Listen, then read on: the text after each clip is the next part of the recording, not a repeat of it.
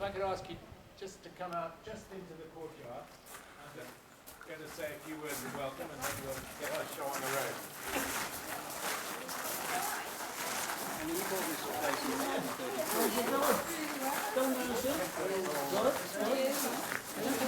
Dad, why are you videoing this?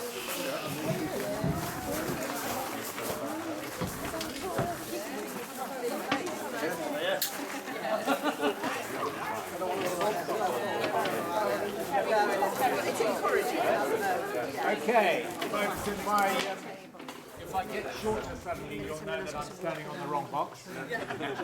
But thank you so much for coming, and welcome to Siversfield.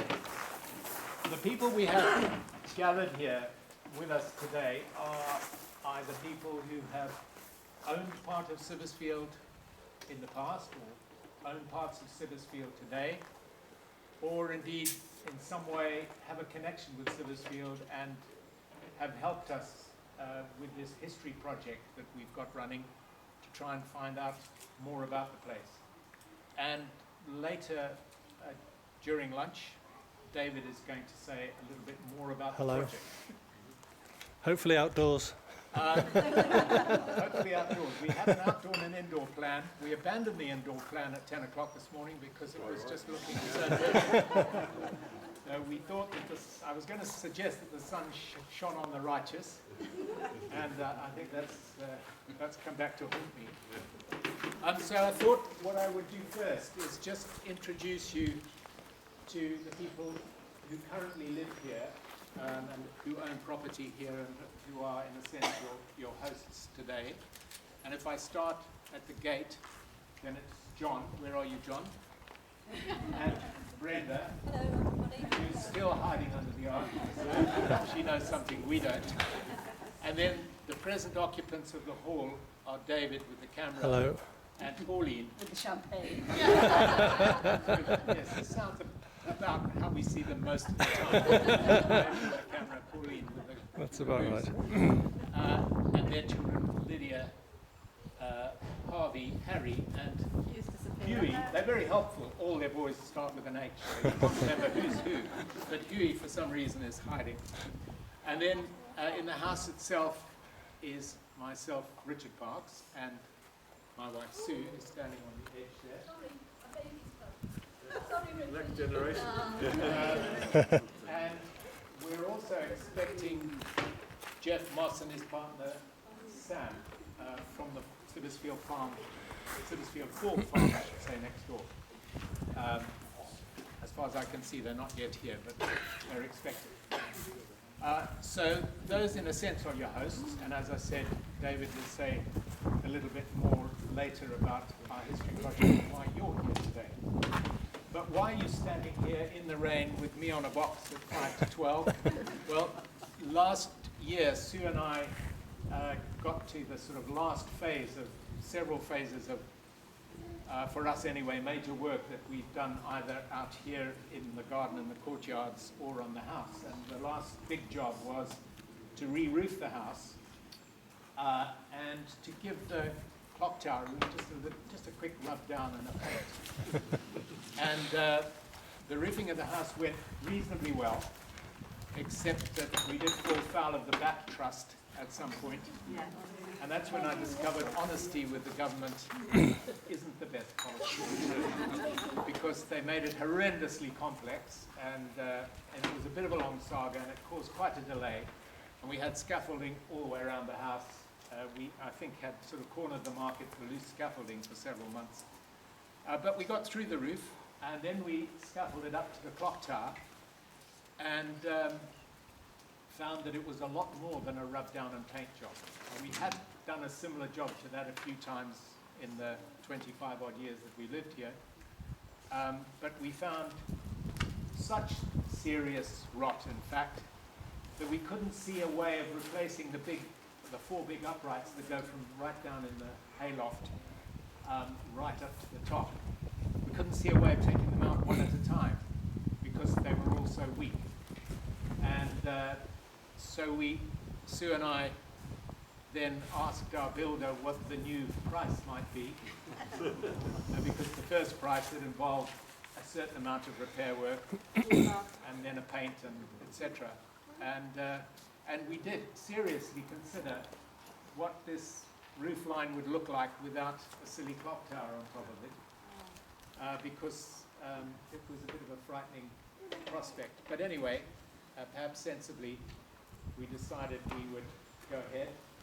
And I've got a booklet here with a few photographs for those of you who are interested, and I'll pass it around in a moment. Just telling the tale. But in essence, what we decided to do was to build a scaffolding cradle which stood in the courtyard here just behind where Fraser is standing.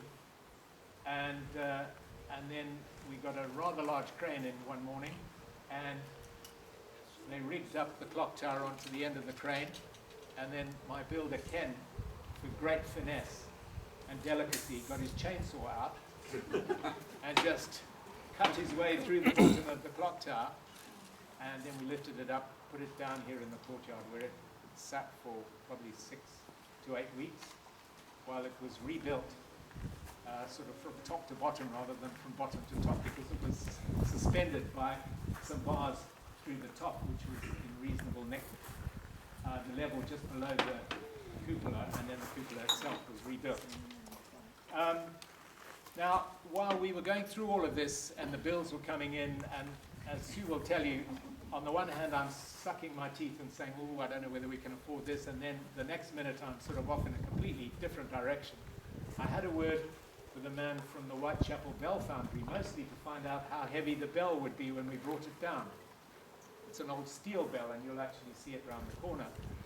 And I got so excited about real bells, because steel bells are not the best. And I always remember Mike Hancock telling me that our bell sounded a bit like a shovel hit by a piece of iron. Which was, it was what Percy used to call it, but the way you passed it across, Mike, was as though you fully agreed with that. and you were probably right. So we found a second-hand bell and purchased a bronze bell, which we took the opportunity of putting into the clock tower while it was down here on the ground. So in a sense, we've gathered you here in the courtyard to sort of raise a toast to Sibbersfield generally, because we are just, you know, temporary stewards of this wonderful place.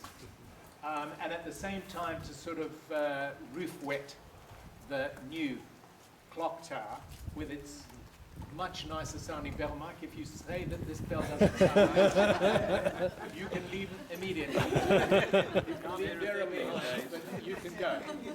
So in 5 seconds, that's why I keep glancing at my watch, it should strike. And then...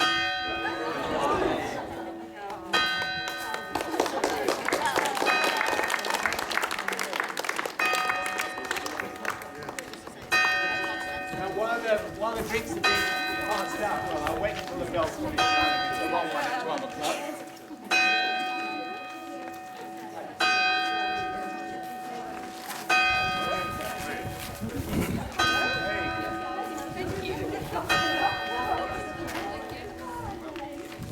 The order of play today, please hold on to your glasses until everyone's got one, but the order of play will be that we'll move through into the garden immediately after this, and I'd ask you to sort of stay together as a cluster, because we would like to take a photograph, and David is set up to do that.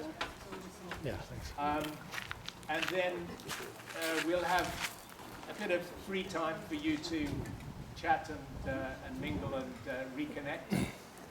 And then we plan to serve some food at about 1. And that's when David will say a little bit about our history project.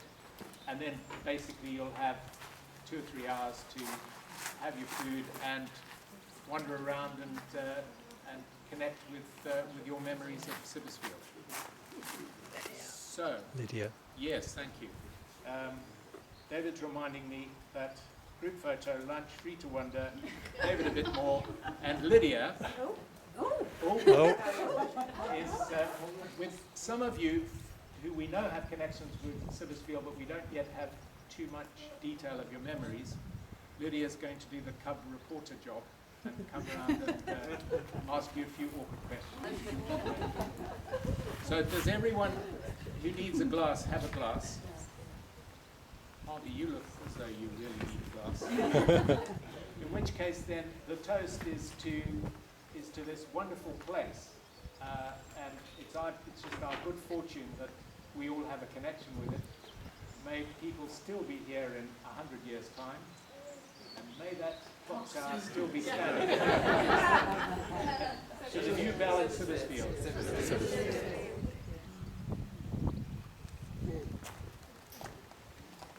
Shall we go through? The glasses are in limited supply, so if you want more to drink later, I suggest you hold on.